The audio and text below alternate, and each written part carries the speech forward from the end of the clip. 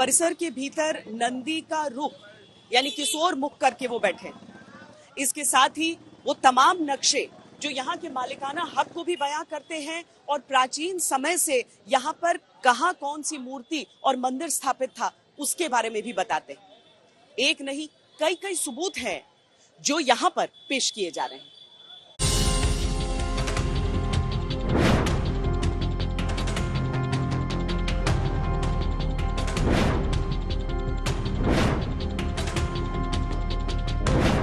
नंदी भगवान शिव की सवारी है।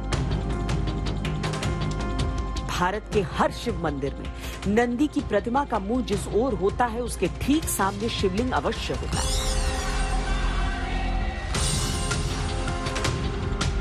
लेकिन काशी विश्वनाथ मंदिर में नंदी के सामने ज्ञानवापी मस्जिद है।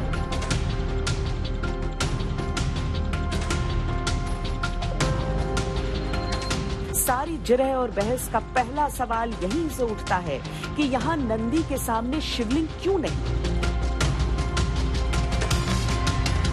नंदी इसीलिए दिया गया था कि इस मंदिर का जब भी उद्धार होगा वो वहीं होगा और नंदी का मुंह उसी तरफ रहेगा, काशी विश्वनाथ विश्वेश्वर ज्ञानवापी मंदिर की तरफ। इतिहासकार और पुरातत्ववेता ये बताते हैं कि जब विश्वेश्वर महादेव का मंदिर था तब वो पूरा क्षेत्र ही मंदिर का था। वो हिस्सा भी इसमें शामिल था जिसमें आज ज्ञानवापी मस्जिद दिखती है। इस नक्शे में आप जो बीच में देखेंगे ये भगवान शंकर का, भगवान स्वयंभू विश्वेश्वर का ज्योतिर्लिंग का मंदिर है। मूल मंदिर यही है। यहाँ तो लेकिन अब ज्ञानवापी मस्जिद है। भाई आप बात की बात क्यों आ जा रहे हैं? वो तो बहुत बात की बात है ना, जब इसको गिरा दिया गया। अभी तो ये एग्जिस्टेंस की बात मैं बता रहा हूँ कि किस प्रकार से इस नक्शे के आधार पर पुरातन मंदिर था। इसके गर्भगृह में जो है भगवान शिव का 100 फुट का ज्योतिर्लिंग अभी भी विराजमान है। इसको पत्थर की पट्टियों से ढक दी गई है। ये दालान के रूप में निकाल दिया गया है और ये चारों तरफ जो है ये चौखुंटा था पुराना विश्वनाथ मंदिर, जिसमें कि सारे देवी देवताओं के मंदिर और ये सब सारी चीजें इसमें जो है दर्शाई गई हैं। ये मस्जिद हो ही नहीं सकता इसलिए कि मंदिर के ऊपर बना है। मंदिर के ऊपर कोई मस्जिद नहीं बन सकती। ये कुरान, हदीस और ये उनका जो शरीयत है कानून वो वर्जित करता है, इसलिए इसको मस्जिद की संज्ञा नहीं दी जा सकती। ये तो जबरदस्ती है, केवल इनका जिद है कि मंदिर में हिंदुओं को न जाने दिया जाए, इसलिए ये ढांचा तैयार किया गया है।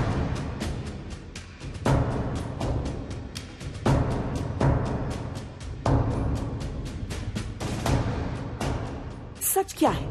ये सवाल सदियों पुराना है, लेकिन जैसे जैसे उस सदियों पुराने सच के साक्ष्यों को कुरेद कर सामने लाने की कोशिशें आगे बढ़ रही हैं, तर्कों की गर्मी बढ़ती जा रही है।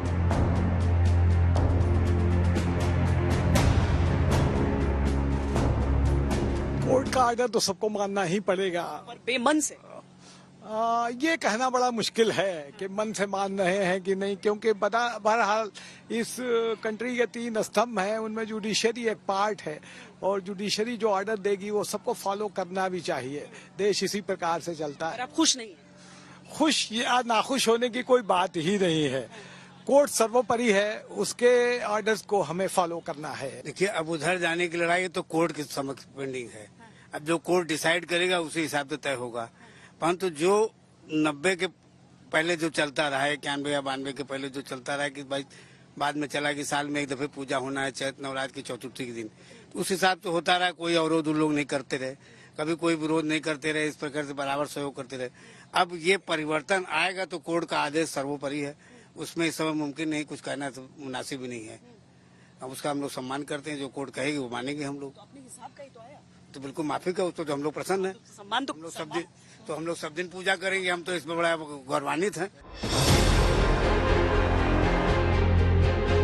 मुस्लिम पक्षकारों के पास पूजा स्थल कानून 1991 है और आजादी से पहले भी नमाज पढ़े जाने की दलील है। हिंदू पक्षकार इसके जवाब में सबूतों के कई उदाहरण देते हैं। खैर, तय तो न्यायालय ही करेगा, लेकिन सबूत क्या है वो भी देख लीजिए।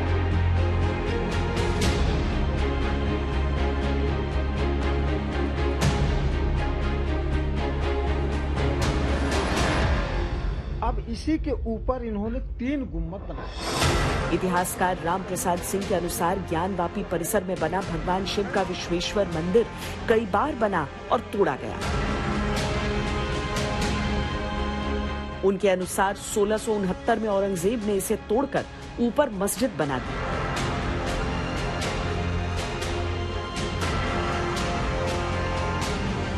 वहीं शिवलिंग और तहखाने में देवी देवताओं के चिन्हों को पत्थर से ढक दिया गया।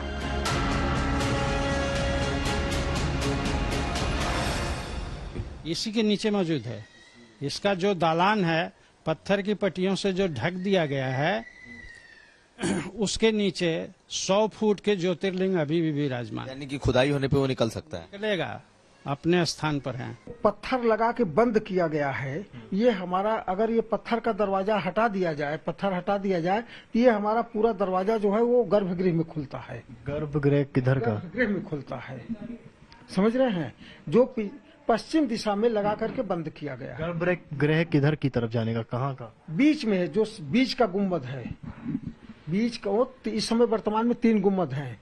बीच का जो गुम्बद है ठीक उसके नीचे गर्भगृह है। ज्ञानवापी जो उस वक्त है, ज्ञानवापी मंदिर है। हम कैसे कहेंगे ज्ञानवापी मस्जिद हो सकती है? और ज्ञानवापी है, ज्ञानवापी है तो मस्जिद हो ही नहीं सकती, पहली बात। इतिहासकार राम प्रसाद सिंह का ये भी दावा है कि मंदिर के मलबे से ही मस्जिद के गुंबद बनाए गए और इसके भी साक्ष्य उनके अनुसार मौजूद हैं। जो सच है वो सच है, ये वर्तमान में भी है।